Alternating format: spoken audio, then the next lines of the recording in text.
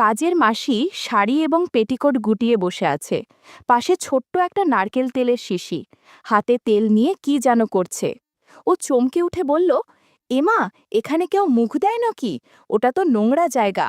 সেদিন আমার সাথে যা হলো তা কোনোদিন ভুলবো না। আমার নাম পুলক, একটা কোম্পানিতে ম্যানেজারের দায়িত্বে আছি। বাড়িতে আমি আর আমার ছেলে থাকি, আর একজন থাকে, তবে সে আমার বাড়ির কাজের মাসি বন্দনাদি। তার প্রায় ৫০ বছর বয়স। তার ২ ছেলে, দুজনেরই বিয়ে হয়ে গেছে। আমি বন্দনাদির চেয়ে বয়সে অনেক ছোট, প্রায় তার ছেলেরই বয়সী, তাই সে আমার নাম ধরে পুলক বলেই ডাকে। ওকে দেখলেই আমার কেমন একটা অনুভূতি হয়। বন্দনাদিকে দেখে মনেই হতো না ওর এত বয়স। মোটামুটি স্বাস্থ্যবান, না মোটা না রোগা, শুধু চুলে একটু পাক ধরা ছাড়া বয়সের কোনো লক্ষণই বন্দনাদির ছিল না। গাছের কতবেল বেশ বড়, এরকম সুস্বাদু কতবেল যে কারো খেতে মনে চায়। বন্দনাদি যখন উবু হয়ে বসে ঘর মুছত, তখন তার দিকে তাকিয়ে থাকতে আমার খুব ভালো লাগতো।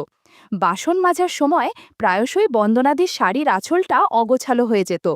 কাজের কারণে সেদিকে তার কোনো খেয়াল নেই। অভাবের সংসারে যেখানে নুন আনতে পান্তা ফুরায়, বন্দনাদের পক্ষে দামি ব্লাউজ, শাড়ি, পেটিকোট আরও অন্যান্য পোশাক পরার বিলাসিতা কখনোই সম্ভব ছিল না। তাই পুরো জামাকাপড় বছরের পর বছর চালিয়ে যায়। খেয়াল করতাম কোনো শাড়ির আঁচলের সুতো উঠে গেছে, নয়তো কয়েক জায়গায় ছিঁড়ে গেছে। কিছু কাপড়ের হুঁক দুই একটা নষ্ট হতো, নয়তো টাইট হতো। তার প্রতি সবসময় একটা টান অনুভব করতাম। শুনেছিলাম বন্দনাদের বরের নাকি ৫৫ বছর বয়স। বয়সের ভারের কারণে তার দ্বারা কিছুই হয় না, যে কারণে বন্দনাদের চোখে মুখে মাঝে মধ্যে বিরক্তির ছাপ বোঝা যায়। একদিন লক্ষ্য করলাম বন্দনাদি দরজা ভেজিয়ে ঘর মুছছে। মনে একটু কৌতূহল হলো, তাই আমি দরজার আড়াল থেকে ভিতরের দৃশ্য দেখতে লাগলাম। আমার মাথা ঘুরে গেল। দেখি বন্দনাদি শাড়ি এবং পেটিকোট গুটিয়ে বসে আছে। পাশে ছোট্ট একটা নারকেল তেলের শিশি, হাতে তেল নিয়ে কি যেন করছে। বন্দনাদির কাজকর্ম দেখে বুঝতে পারলাম সে অনেক কিছু থেকে বঞ্চিত। কয়েকদিনের মধ্যে আমি আবার লক্ষ্য করলাম বন্দনাদি ফ্রিজ থেকে কিছু বের করার সময় একটা শশা মাটিতে পড়ে গেছে, যেটা কেউ লক্ষ্য করেনি। বন্দনাদি সেটা তুলে শাড়ির আঁচলে লুকিয়ে রাখল। আমি ভাবলাম ওর খিদে পায়ে থাকতে পারে, তাই কাজের শেষে শশাটা খাবে। কিছুক্ষণ বাদে বন্দনাদি ঘর মুছতে গেল এবং দরজাটা ভেজিয়ে দিল। আমি আবার দরজার ফাঁকা দিয়ে ভিতরে উকি মারলাম। ভিতরের দৃশ্য দেখে আমি সত্যি সত্যি চমকে উঠলাম। আমি দেখলাম আজও বন্দনাদি আগের মতো বসে আছে, হাতে সেই শশা ধরে রেখেছে। অদ্ভুত কাজকর্ম দেখে আমার অবস্থা খারাপ হয়ে গেল। মিনিট ১০ বাদেই হঠাৎ বন্দনাদি ফ্লোর খামচে ধরে স্থির হয়ে রইল। আমি কোনোভাবে ওইখান থেকে পালিয়ে বাথরুমে চলে গেলাম। কিছুক্ষণ বাদে আমিও ফ্রেশ হয়ে বের হলাম। এই ঘটনার পর থেকে আমার মনের মধ্যে বন্দনাদিকে নিয়ে নানান চিন্তা ঘুরপাক খেতে থাকে। কিছু বুঝে উঠতে পারছিলাম না কিভাবে কি করব। কিন্তু ওর সাথে আমার বয়সের ব্যবধান এতটাই ছিল যে আমি ওকে এই প্রস্তাব দেবার সাহস পাচ্ছিলাম না। একদিন সাহস করে বন্দনাদিকে বললাম, বন্দনাদি, সিনেমা দেখতে যাবে? শুধু তুমি আর আমি সিনেমা দেখব। বন্দনাদি বলল, হ্যাঁ যাব। তুমি নিয়ে যাবে? কাজের চাপে কতদিন সিনেমা দেখিনি, কবে যাবে বলো? আমি বললাম, আগামীকাল আমার বাড়ির লোক থাকবে না, তাই কালই যাব। আমি বাড়ি থেকে বেশ কিছু দূরে একটা সিনেমা হলে চলতে থাকা একটা হিন্দি সিনেমার টিকিট কেটে রাখলাম। পরের দিন বন্দনাদি একটু সেজেগুজেই এলো। আমি সেদিন ওকে আমার বাড়ির কাজ করতে বারণ করলাম এবং ওকে নিয়ে তখনই বেরিয়ে পড়লাম। সিনেমা হলে ফাঁকা জায়গা দেখে দুজনে পাশাপাশি বসলাম। সিনেমা শুরু হলো। তখন হল অন্ধকার হয়ে গেল। একটু ক্ষুধা অনুভব করার দুটো ডাব ধরলাম খাওয়ার জন্য, কিন্তু খুব একটা প্রতিবাদ করল না। আমার সাহস বেড়ে গেল। বন্দনাদি বলল, পুলক, কি করছো বলো তো? কেউ দেখলে কি ভাববে? আমি বললাম, কেউ দেখতে পাবে না গো, তাছাড়া তোমারও তো ভালো লাগছে। বন্দনাদি কৃত্রিম রাগ দেখিয়ে বলল, ভালো লাগলেই সে কাজটা করতে হবে নাকি? জানো আমি বয়সে তোমার চেয়ে কত বড়, তুমি আমার ছেলের মতো, তাছাড়া এটা ঠিক না। আমি বললাম, বন্দনাদি, এসব কোনো ব্যাপারই না, সব কিছু বয়স দেখে হয় না। আমি জানি তোমার অনেক ইচ্ছা আকাঙ্ক্ষা শখ আছে, আর আমারও ইচ্ছে আছে। বন্দনাদি আর কিছুই বলল না। আমি আমার ব্যাগে একটা শশা নিয়ে গিয়েছিলাম। আমি ব্যাগ থেকে শশাটা বের করলাম। বন্দনাদি বলল, এটা কি আমায় খাওয়ানোর জন্য নিয়ে এসেছো? আমি মুচকি হেসে বললাম, না গো, ঠিক খাওয়ানোর জন্য নয়, আমি এটা এনেছি অন্য কারণের জন্য। একটু পরেই বুঝতে পারবে। বন্দনাদি বলল, তার মানে তুমি কি বলতে চাইছো? আমি বললাম, একদিন তুমি আমাদের বাড়িতে ঘর মুছতে গিয়ে শশা দিয়ে যে কাজ করেছিলে, সেটা আমি লুকিয়ে লুকিয়ে দেখেছিলাম। বন্দনাদি আমার কথা শুনে একটু লজ্জা পেল। কিছুক্ষণ পর মৌনতা ভেঙে বলল, হ্যাঁ, ঠিকই দেখেছ। কি করব, আমার বরের ৫৫ বছর বয়স হয়ে গেছে, এখন আর আগের মতো কোনো কিছুই পারে না। আমার কষ্ট কেউ বোঝে না। আমি বললাম, বন্দনাদি, একটা কথা বলবো, রাগ করবে না তো? তুমি আমাকে একটা সুযোগ দাও। আমার কাছে জাদুর লাঠি আছে, তুমি জাদুর লাঠিটা ব্যবহার করে দেখো, দেখবে তোমার মন ভরে যাবে, তোমার খুব মজা লাগবে। বন্দনাদি বলল, না না, তোমার বউ জানতে পারলে আমায় খুন করে দেবে। আমি জবাব দিলাম, আমি ওকে কিছুই জানতে বা বুঝতে দিব না, যা হবে সব কিছুই চুপি চুপি। বন্দনাদি আর কিছুই বলল না। আমি এবার আশীর্বাদ করলাম। কিছুক্ষণ যেতেই কেমনভাবে যেন কেঁপে উঠল বন্দনাদি। আমার মনে হলো জল ফেলেছে, এমনভাবে ফেলেছে যে সামনের সিটে গিয়ে পড়ল। ভাগ্যিস ওই সময় ওই সিটে কোনো দর্শক ছিল না। দীর্ঘশ্বাস ছেড়ে বলল, এভাবে আশীর্বাদ করতে নেই, তুমি পরের বার জাদুর লাঠি দিয়ে আশীর্বাদ করবে কিন্তু। আমি বললাম, সুযোগ পেলে আগামীকালই করব। পরের দিন বন্দনাদি আমাদের বাড়িতে ঠিক সময় কাজে এলো। সৌভাগ্যক্রমে ওই সময় আমার বাড়িতে কেউ ছিল না। আমি বন্দনাদিকে আমার রুমে নিয়ে গিয়ে আমার পাশে বসিয়ে নিলাম। বন্দনাদি বলল, পুলক, এতক্ষণ বসে বসে ভাবছিলে নাকি কখন বন্দনা আসবে আর কখন তুমি আশীর্বাদ করবে? জাদুর লাঠি তো দেখছি কেমন যেন হয়ে আছে। আমি বললাম, ঠিকই বলেছ। এই বলে আশীর্বাদ করতে শুরু করলাম। বন্দনাদি চমকে উঠে বলল, এমা, এখানে কেউ মুখ দেয় নাকি? ওটা তো নোংরা জায়গা। আমি বললাম, বন্দনাদি, তোমায় একটা নতুন অভিজ্ঞতা করাচ্ছি, তোমার খুব ভালো লাগবে। ৩০ মিনিটের মতো এভাবেই কেটে গেল। আমি বন্দনাদিকে বললাম, জানো, তুমি যখন আমার সামনে ঘর মুছতে, আমি তখন তোমার দিকে একভাবে তাকিয়ে থাকি, সারা দিন তোমার কথাই কল্পনা করি। আজ দিয়ে আমার সেই ইচ্ছে পূরণ হয়ে গেল। বন্দনাদি আদর করে মুচকি হেসে বলল, উফ, এই ছেলেটা ভারী দুষ্টু হয়েছে রে ভাই, তুমি তো দেখছি পাগল হয়ে যাচ্ছ। আমি বারণ করলেও তুমি আমার কথা শুনবে না আমি জানি। নাও, যা ইচ্ছে তাই করো। এভাবে আরও ঘণ্টাখানেক পর বন্দনাদি ফ্রেশ হতে গেল। কিছুক্ষণ পর এসে আমাকে দেখে বলল, কি গো, তুমি ফ্রেশ হবে না? যাও, ফ্রেশ হয়ে এসো, আমি বিছানার চাদরটা পাল্টে দিচ্ছি। নাও, উঠে পড়ো। এরপর আমি উঠে বাথরুমে চলে গেলাম। ঘরে ঢুকে দেখি বন্দনাদি নতুন চাদর বিছিয়ে দিয়ে বন্দনাদি পেটিকোট পরেই আমার ঘরের কাজকর্ম করছে। আজকের পর থেকে তাকে আর কোনো দিন ফ্রিজ থেকে শসা বা বেগুন নিতে দেখিনি। তার যখন দরকার হতো আমাকে সবকিছু জানাতো। একদিন বন্দনাদির ভাই হঠাৎ খুব অসুস্থ হয়ে পড়ল। যেহেতু তাকে দেখাশোনা করার কেউ নেই, তাই সে বন্দনাদিকে তার বাড়িতে থাকার জন্য অনুরোধ করল। বন্দনাদি ভাইকে খুবই ভালোবাসত, তাই বাধ্য হয়ে ১ মাসের জন্য তার বাড়ি গিয়ে থাকতে রাজি হল। এই খবর বন্দনাদি যখন আমায় জানালো, আমি তখনই বললাম, বন্দনাদি, তাহলে আমার বাড়ির কাজের কি হবে গো? তাছাড়া এতদিন ধরে আমার একা থাকা সম্ভব না, তোমাকে ছাড়া আমি এক মুহূর্ত ভালো থাকতে পারি না। বন্দনাদি হেসে বলল, তোমার বাড়ির কাজের জন্য চিন্তা করতে হবে না, আমার বড় ছেলের বউ সুজাতা আমার পরিবর্তে তোমাদের বাড়ির কাজ করে দেবে। সুজাতা খুবই ছেলে মানুষ, তার মাত্র ২৬ বছর বয়স এবং সে খুবই সরল আর লাজুক প্রকৃতির। সুজাতা আমার থেকে ভালো কাজ করতে পারবে। গাছের জাম্বুরা আগের থেকে অনেক বড় হয়েছে, তুমি চাইলে খেতে পারো, তোমার খুব পছন্দ হবে। তবে তোমাকে খুবই সাবধানে মানিয়ে নিতে হবে। আগামীকাল আমি নিজেই সুজাতার সাথে তোমার পরিচয় করিয়ে দেব।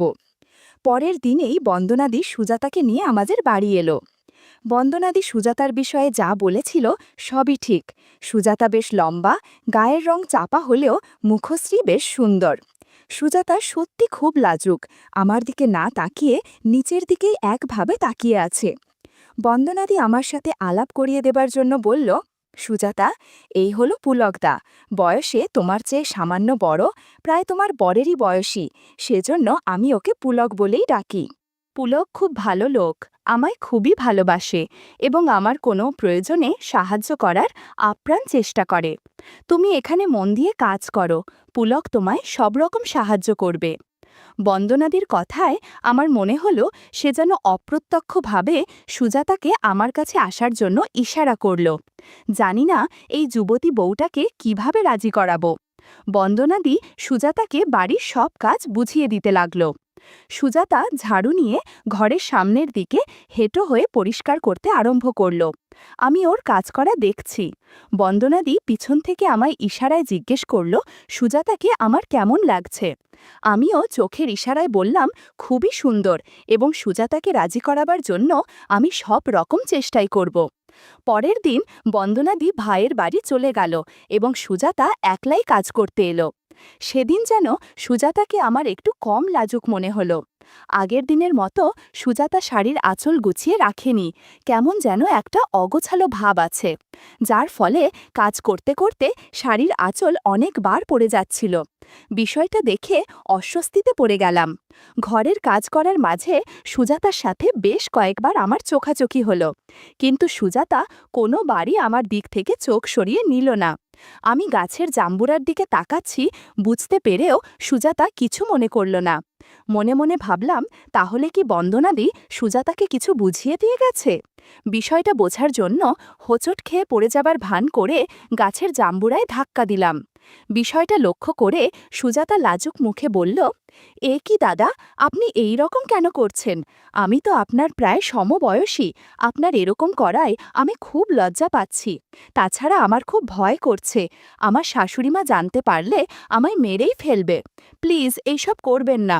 আমি মুচকি হেসে বললাম, সুজাতা, তুমি তো নিজেই বললে আমি তোমার সমবয়সী। ভেবে দেখো, আমি তোমার স্বামীরই বয়সী। স্বামীকে যখন লজ্জা পাও না, তখন আমাকেই বা লজ্জা পাচ্ছ কেন? তাছাড়া বন্দনাদিকে ভয় পাবার তোমার কোনো কারণ নেই। আমি আর বন্দনাদির মধ্যে ভালো বন্ধুত্ব হয়েছে। সুজাতা চমকে উঠল, কি বলছেন আপনি? আপনি তো শাশুড়িমার ছেলের বয়সী। এই বয়সে শাশুড়িমা আপনার সাথে? না না, এটা হতেই পারে না। আমি বললাম, সুজাতা, তুমি বিশ্বাস করো, আমি বন্দনাদির খুব কাছের একজন মানুষ।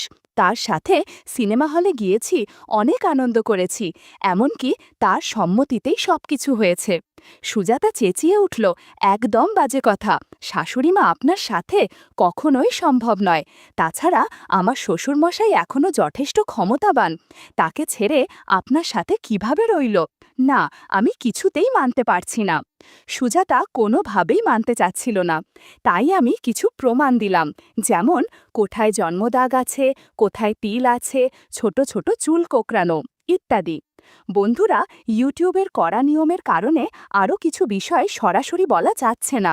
তোমরা কমেন্টে দেয়া লিঙ্ক থেকে আমার ওয়েবসাইট ভিজিট করো, সেখানে একদম খোলামেলা গল্প দেয়া আছে, যেগুলো ইউটিউবে পাওয়া যায় না। সুজাতাকে সব কিছুর প্রমাণ দেওয়ার পর স্তম্ভিত হয়ে বলল, সত্যি তো, সব ঠিক বলছেন, কিন্তু আপনি এত কিছু কি করে জানলেন? তাহলে সত্যি কি শাশুড়িমা এবং আপনার মাঝে? তা না হলে তো এত বিশদ বিবরণ আপনি দিতেই পারতেন না। সেজন্যই কি বেশ কিছুদিন শাশুড়িমাকে বেশি উৎফুল্ল দেখছি? ইস, আমি তো ভাবতেই পারছি না। আমি সুজাতার হাত ধরে বললাম, দেখো সুজাতা, তুমি খুব ভালো করেই বুঝতে পারছো, আমার এবং বন্দনাদির মাঝে গভীর সম্পর্ক না থাকলে আমি এত কিছু কখনোই বলতে পারতাম না। 50 বছরের মহিলার সাথে বন্ধুত্ব করতে পেরেছি, এখন তোমার মতো আমার সমবয়সী যুবতী মেয়ের সাথে বন্ধুত্ব করলে আমার ভালো লাগবে। সুজাতা খুব লজ্জিত হয়ে শাড়ির আঁচলে মুখ লুকিয়ে বলল, ইস পুলকদা, আপনি খুবই অসভ্য, কি সব কথা বলছেন? আপনি শাশুড়িমার সাথেও কি এইভাবে কথা বলেছেন? আমি হেসে বললাম, আরে এসব কোনো ব্যাপারই না, তোমাকে আস্তে ধীরে সব বুঝিয়ে বলবো। আমার মনে হলো সুজাতার লজ্জা বেশ খানিকটা কমেছে। সুজাতার কাছে দুটো জবা ফুল ছিল, সেখান থেকে একটা হাতে নিয়ে বললাম, বিশ্বাস করো সুজাতা, তুমি অনেক ভালো থাকবে। তাছাড়া তোমার যা মাইনে দেই তার সাথে 1000 টাকা বকশিস দিব। সুজাতা বলল, কিন্তু পুলকদা, আপনি আমার শাশুড়িমার সাথে যে কাজ করেছেন, তাহলে তো এক হিসাবে আপনি আমার শ্বশুর হলেন। আমি বললাম, ওহ, তাহলে তো আমি তোমার সমবয়সী শ্বশুর, কাজেই তোমার কোনো অসুবিধা নেই। আর হ্যাঁ, এইভাবে আমায় পুলকদা আপনি বলে ডেকো না। আমরা যখন বন্ধু, তখন আমাদের মধ্যে কেউ বড় বা কেউ ছোট নয়, দুজনেই সমান। সেজন্য তুমি আমার নাম ধরে তুমি করেই ডাকো।